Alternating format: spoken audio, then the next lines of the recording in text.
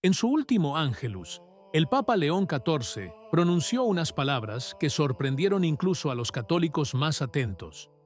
Un discurso aparentemente inocuo, pero que desató una oleada de reacciones, dudas e incluso una corrección pública por parte de un sacerdote.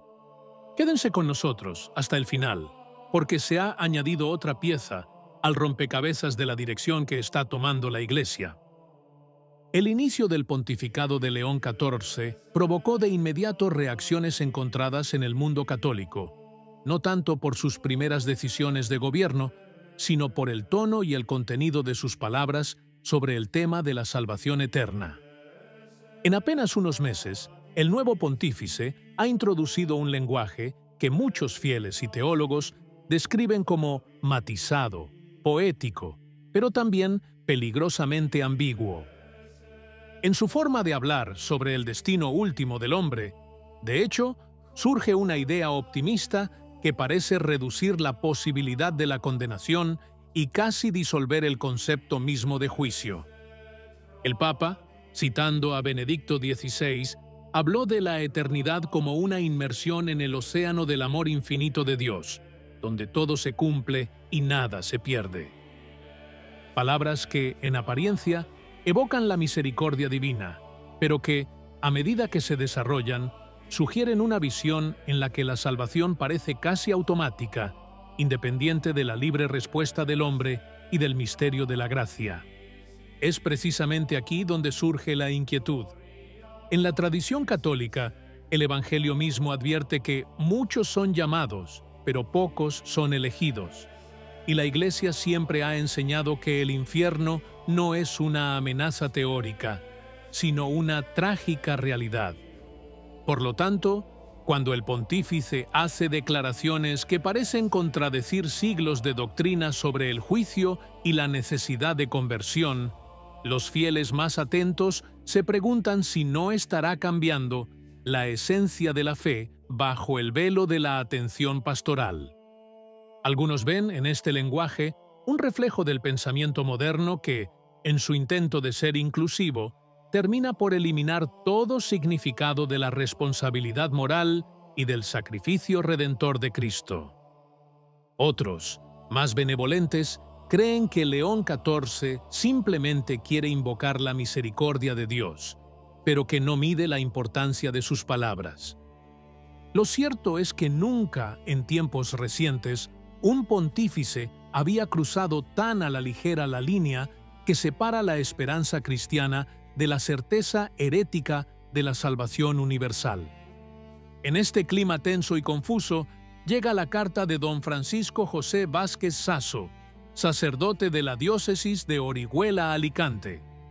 Tras las palabras pronunciadas por León XIV durante el Ángelus del 2 de noviembre, en las que el Papa dijo que Dios no quiere que nadie se pierda y que cada persona tiene su lugar en la eternidad, muchos percibieron un mensaje de consuelo.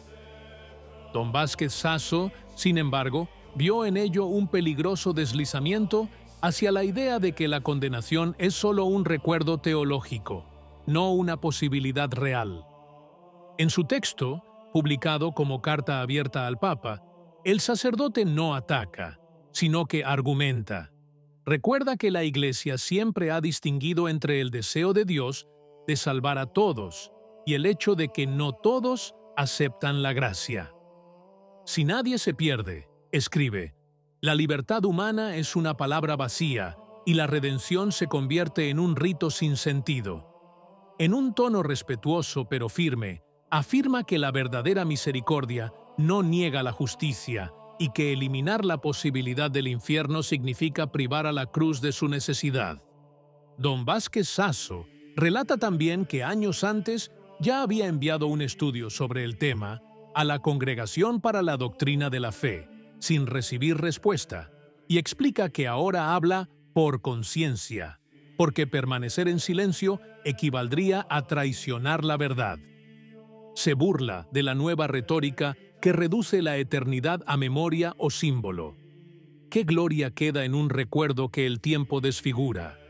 Pregunta antes de reiterar que la única pérdida irreparable es la condenación, no la muerte. En apenas unas páginas, su voz rompe un silencio que muchos consideraban intocable. La carta no es solo una protesta, sino una advertencia, una súplica para que no se altere la esencia de la fe con el fin de hacerla más aceptable. Llegó en un momento en que el lenguaje del nuevo pontificado parecía reconciliarlo todo: misericordia, esperanza, inclusión, pero corría el riesgo de oscurecer la verdad sobre el pecado y el juicio. Y precisamente por esta razón, su publicación marcó un punto de no retorno en el debate interno de la Iglesia. La reacción a la carta fue inmediata y, como era de esperar, dividida. Por un lado, numerosos fieles y sacerdotes expresaron su gratitud por la valentía del padre Vázquez Sasso, reconociendo en él una voz de claridad en un momento en que el lenguaje eclesial parece favorecer las sugerencias sobre la enseñanza. Por otro lado, no faltaron círculos que calificaron su gesto de imprudente o incluso desobediente, acusándolo de faltarle el respeto al Papa. Pero para quienes conocen la tradición, la corrección fraterna nunca ha sido un acto de rebeldía, sino más bien un deber en casos extremos, cuando el silencio pondría en peligro la verdad del Evangelio. En el plano doctrinal, las palabras del sacerdote pusieron de relieve un punto olvidado pero fundamental. La voluntad salvadora universal de Dios no puede realizarse sin la libre cooperación del hombre.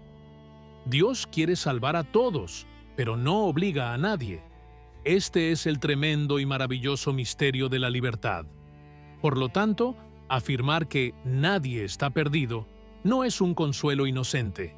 Es una distorsión que vacía de significado el pecado, la gracia y el sacrificio redentor. El sacerdote cita implícitamente a San Pablo, recordando que no todos tienen fe y que sin fe es imposible agradar a Dios. De ahí la inconsistencia lógica. ¿Cómo puede salvarse a alguien que rechaza a Dios? ¿Y cómo puede existir la justicia divina si, en última instancia, el mal se trata como si no tuviera consecuencias? El universalismo moderno, la creencia de que todo sale bien, no solo es un error teológico, sino un engaño moral. Elimina el drama de la libertad y reduce el Evangelio a una fábula edificante. El escrito de don Vázquez Sasso se inscribe, pues, en una antigua tradición según la cual los fieles no se oponen al Papa, sino que defienden el depósito de la fe cuando perciben que las palabras del sucesor de Pedro amenazan con oscurecerlo. La Iglesia, a lo largo de los siglos, ha vivido otros momentos similares.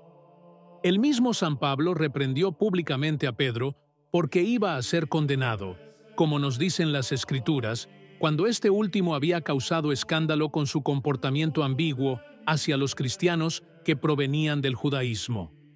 El propio Santo Tomás de Aquino, en su tratado sobre la corrección fraterna, enseñó que, cuando hay peligro para la fe, incluso los súbditos deben reprender públicamente a sus superiores para defender la verdad.